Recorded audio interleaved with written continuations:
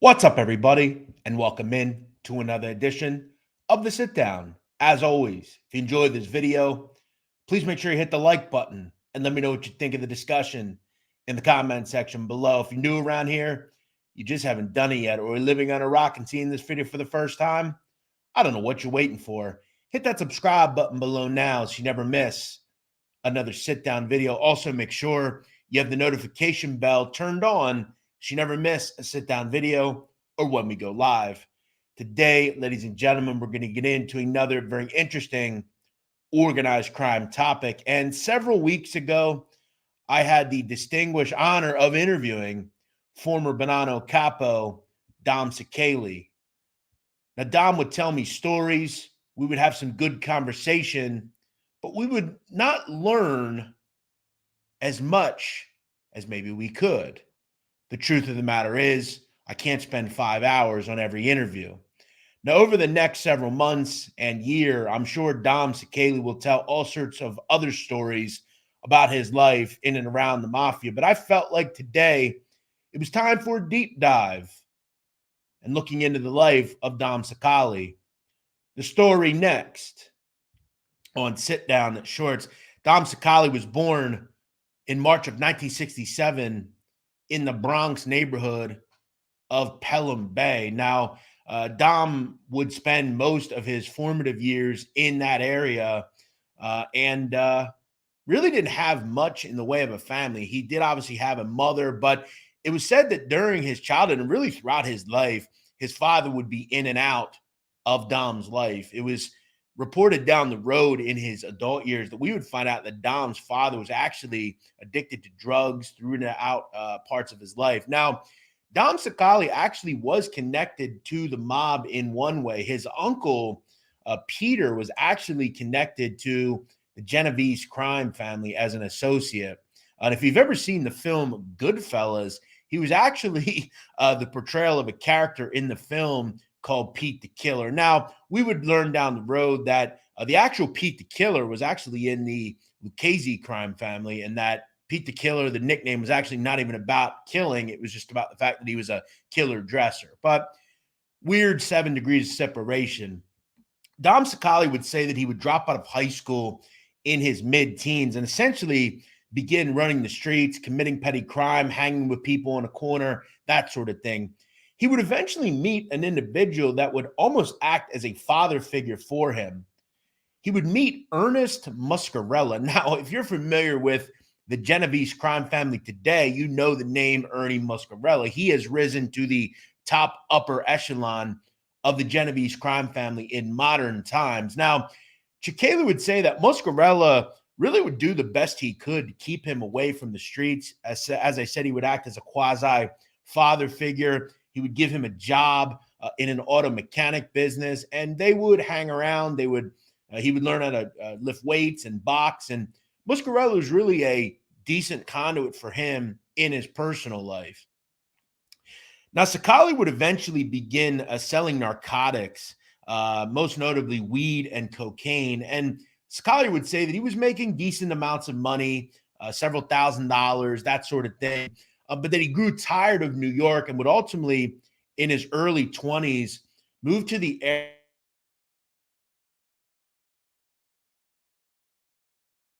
He would say that really for him, the goal was just to kind of try to move on with his life, maybe try to get legitimate employment, that sort of thing. It wouldn't last long. Dom Cicale would begin, according to him, robbing drug dealers, which is a you can make some good money doing it, and it's not like the drug dealers can run to the police. So for Dom Cicale, he began making decent amounts of money. The problem for Dom eventually would come due to the fact that several of his friends that would follow him to Florida, they started getting into certain beefs, and eventually an individual called George Kehoe was robbed. Now, Kehoe, like Cicale, was in his early 20s, and he believed Cicale was behind the robbery.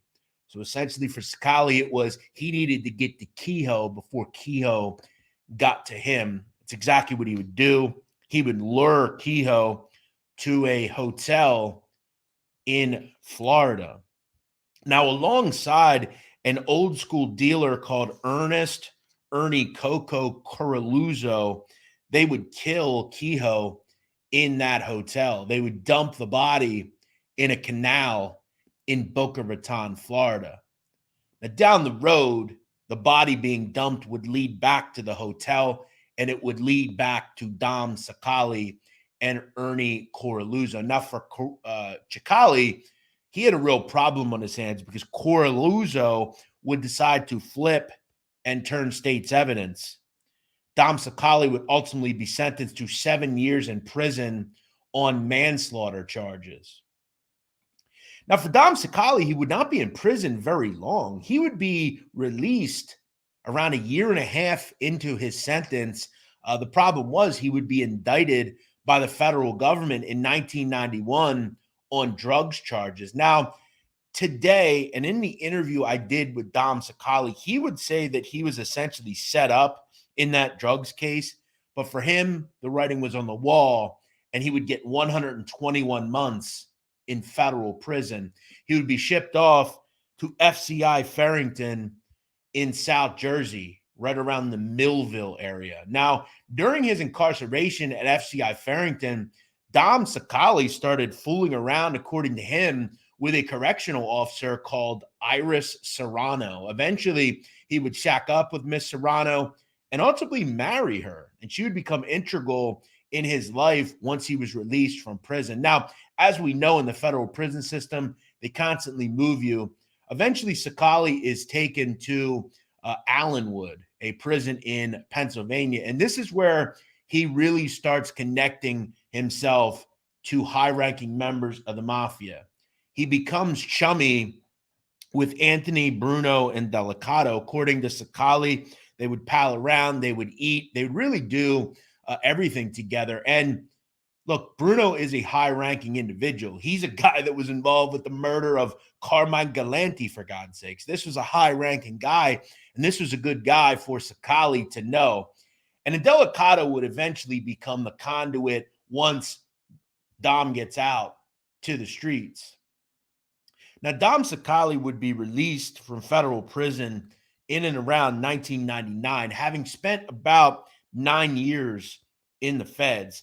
Now, he would, through his uncle, contact Bruno and Delicato, and this is where he would eventually meet Vinny Gorgeous Basciano. Now, as I said, by this point, Dom Cicale is married to the former CO, Iris Serrano. She would have a home in South Jersey where Cicale would live. And once he got out of prison, he would get a job in a union in South Jersey. He would have a legit job, but he was also making inroads in becoming an associate in the Bonanno crime family. Vinny Gorgeous was coming up himself and was becoming a very conducted member of the family. Money started flowing in and things were good for Dom Cicale. He's put on record as an associate of Vinny Gorgeous. Now, remember, Vinny Gorgeous would have to get the okay from Ernie Moscarella, who now was a higher up in the Genovese crime family and gave the okay. Dom Cicale was on record with Vinny Gorgeous. Now, eventually, Cicale and Vinny Gorgeous would both take part in the murder in 2001 of an individual called Frank Santoro. Now, Basciano and Cicale, alongside other people in the Bonanno family, were stalking Santoro to kill him. Santoro allegedly was part of a group that was attempting to kidnap the son of Vinny Gorgeous Basciano. Gorgeous was given the okay to kill Santoro, and according to Cicale, they would both kill Santoro in 2001.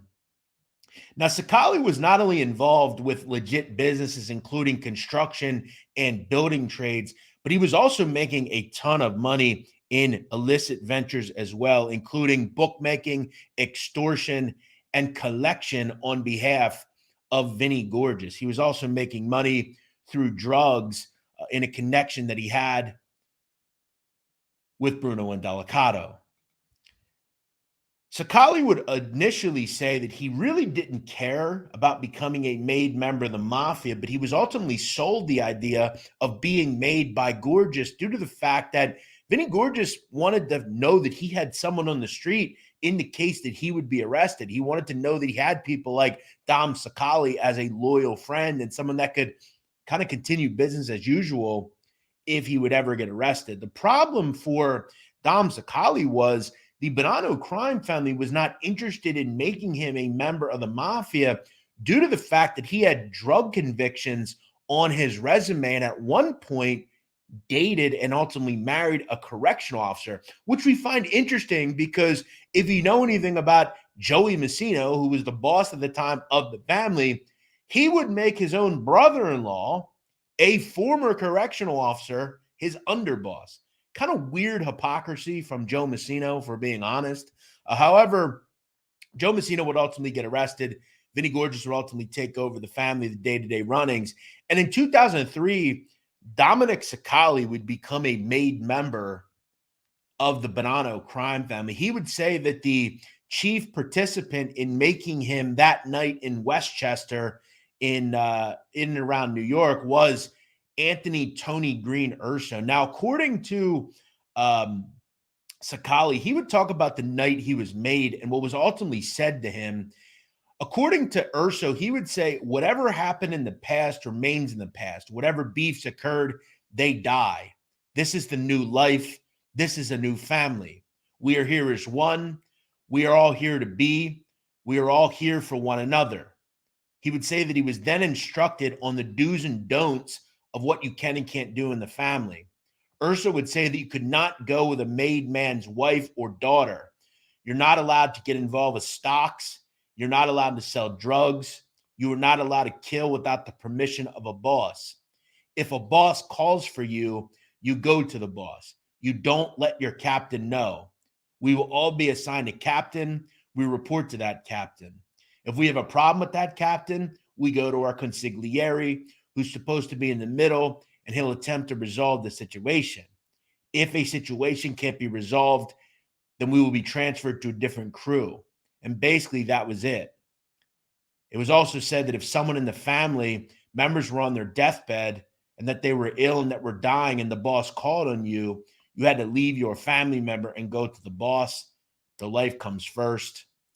It comes before everything else. Now, Cicale would say that night that it was a jovial atmosphere, as we would think it would be, and that upon the fact that he was made, he would be placed into the crew of Vinny Gorgeous, who ultimately, as I said, would take on the reins of the family once Messino was pinched in 2004. That would be quick for Dom because once Bassiano is elevated, if you will, Cicale would take over as acting capo of that crew. Now, one thing by late 2003, Dom Cicale was becoming very involved with. One thing I can say about Cicale, look, I've looked into hundreds of gangsters in my career, and they all, for the most part, were either killers or moneymakers. But in the early 2000s, I am fascinated by the amount of different things Dom Cicale was involved in. I mean, everything from legit business with restaurants and construction and trades to the illegal businesses he was in, especially the football betting business. By the late 2003 time, Dom Cicale became involved with an operation run by Bonanno Capo Jerome Jerry Asaro, son of legendary capo Vinny Asaro. According to Cicale, he would say that Jerome Asaro was a gigantic bookmaker and had a gigantic operation essentially centering around betting on football. It was known by the end of the 2003-2004 football season. Dom Cicale would say that the operation brought in nearly $2 million in profit. Now, down the road, Cicale would say that eventually it went into the red and they had a major problem. But that year, they made a lot of money in football. Dom Cicale would talk also about the fact that eventually, once Gorgeous takes over as the boss of the Bonanno crime family, he would say that he wanted to make some changes. They would have a meeting where all the top capos were there, and that Vinny Gorgeous's favorite line was, if anyone was arrested, nothing would skip a beat. And he wanted to make sure that the family would continue to run very swimmingly, regardless of who was arrested. And that he would say the thing, nothing skips a beat, multiple times in the meeting. And Dom would take that as, if he goes away or any of us goes away, we still need to earn, we still need to make money. Dom would also say that Vinny Gorgeous would create something called a war chest, where each member of the family on a monthly basis would have to donate $100 to the war chest to aid in the defense of people that went into prison and had to fight legal cases. We would learn down the road that none of that money actually went to legal cases in some of the things Dom Cicale would say. Dom Cicale also had to deal with the fact that Vinny Gorgeous was starting to get very irritated on the street with certain members or non-members of the family. It was coming to fruition that Vinny Gorgeous was becoming very irritated with people like Randolph Pizzola. Now, Randolph Pizzola would first start essentially as an associate of the family. Randy Pizzola was in the concrete business, and Dom Cicale had multiple housing complexes he was working on, and Pizzola acted pretty well in the footings and the excavation and some of the concrete work. They would down the road find out that some of the work that he was doing was kind of faulty. Some of the concrete footings had 2x4s in them. They were just faulty work. And he started to do some other things that were starting to bother Vinny Gorgeous as well. According to Joe Camerano Sr., he would tell Dom Cicale that according to Fat Paulie Spina, a member of Camerano's crew, Paulie Spina would say that Randy Pizzola started running off at the mouth, saying stupid things like he was an ex-Navy SEAL and he was the only capable guy in the family of doing work. Quote, "I'm the only one who could kill in this family. There's no other killers. Why don't they give me the work?" People were getting tired of Randy Pizzola's comments and his running off at the mouth. Also, it had become common knowledge that Basciano was upset and annoyed with Genovese associate Joe Bonelli, who began making comments as well in and around the family. He would also tell Fat Paulie Spina at one point, quote, "Fuck the Bonannos and fuck Nicky Santoro." So he started making comments as well. The contracts were out on Joe Bonelli and Randy Pizzola. Now, for Joe Bonelli, luckily, he was never ultimately killed, and we'll get into a story on Joe Bonelli down the road. But Randy Pizzola, the writing was on the wall with him, and the positions were put into fray on who would handle Randy Pizzola. By this point, Vinny Gorgeous is in prison. He was arrested in late 2004 and was essentially running the family behind the wall. Vinny Gorgeous would essentially give the last word to Michael the Nose Mancuso, who was his underboss. He, alongside Dom Cicale, were basically the men on the street for Vinny Gorgeous. They had to take care of Randy Pizzola. Through Michael the Nose Mancuso and Dom Cicale, we've done a video on the Pizzola murder. It can be seen here. It was given to two members of the family, Anthony Aiello and Giuseppe Gambina. They were associates that had dated back to the Giannini crew days. Aiello was essentially the one that would take care of that work that night. In the night Pizzola was killed, Dom Cicale would say that he had an alibi. According to him, he decided that night to go to a New Jersey Nets basketball game as they played the Charlotte Bobcats. Cicale would say that he wanted to make it clear that he was in public at the game on the night of the murder, so there was no way they could tie him to the murder. Cicale would also say that on the way home from the game, he would get a page from one of the people that it was done. He would then take the pager and throw it out the window. So he had an alibi. Down the road, though, it wouldn't matter. Dom Cicale would ultimately be arrested in 2005 and be placed in prison right alongside his friend, Vinny Gorgeous. Now, for Dom Cicale, he would have to face the real fact that it's possible that he could spend the rest of his life in prison for multiple murders, including Frank Santoro and Randy Pizzola. In 2006, Dom Cicale decided to cooperate with the federal government. Now, in the interview I did with Dom, I asked him about this as to why he did it. And he would talk about the fact that he had given all sorts of money and he was just tired of people being disloyal to him. And he decided to cooperate with the federal government. According to AUSA, Nicole Argentieri, she would say that Dom Cicale was a wealth of info. In the end, we would find out that he absolutely was. He would bring the convictions not only of Vinny Gorgeous Basciano, but also Michael the Nose Mancuso, Anthony Ace Aiello, and Nicky Mouth Santoro. In the end, Dom Cicale would get 10 years in prison. He would be released in the mid-2015s. Now, Dom Cicale's lawyer, Russell Neufeld, would say that at one point, quote, Dom is really a different person. At his sentencing, Cicale would say, quote, I'm so sorry. There's not a day where I do not pray for the souls of my victims. Dom Cicale would be released, and ultimately he would get connected with a pretty interesting situation and would do things after his life in the mob that were actually pretty interesting. Dom Cicale would eventually meet, and he had told me that in the early 2000s, he would meet an individual called Yehuda Kaplan, who was a Jewish rabbi that he had helped get some money back for at one point.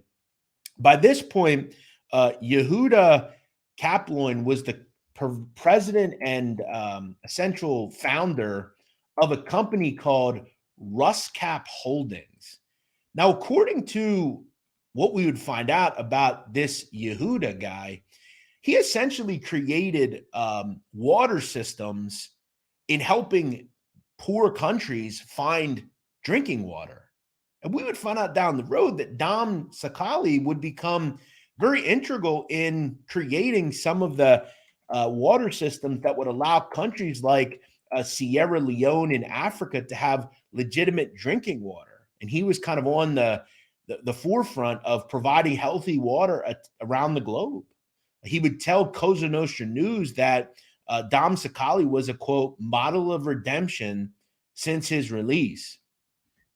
Dom Cicale, seen here on a private plane, ultimately started investing in legit businesses, including, according to him, he had a piece of a Sierra Leone diamond mine that he was connected through a wealthy London businessman.